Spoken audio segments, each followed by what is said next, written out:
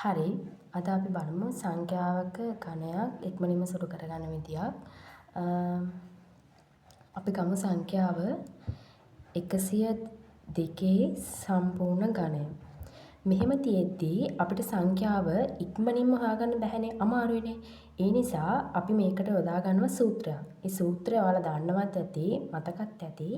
ද්විපද ප්‍රකාශනයක ඝනය ප්‍රසාරණය සූත්‍රය.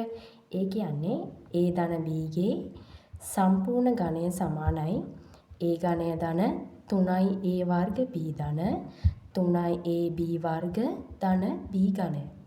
මේ සූත්‍රය පාවිච්චි කරලා අපි 102 සම්පූර්ණ ඝනයේ විසඳුම හොයමු.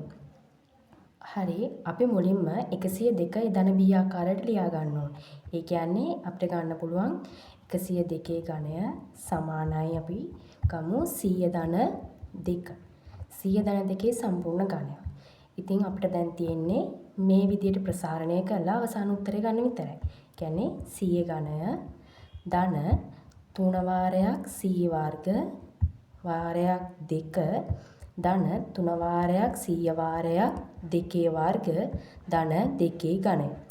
100 ඝනය සමානයි දසලක්ෂයයි. කියන්නේ 1.6යි. ධන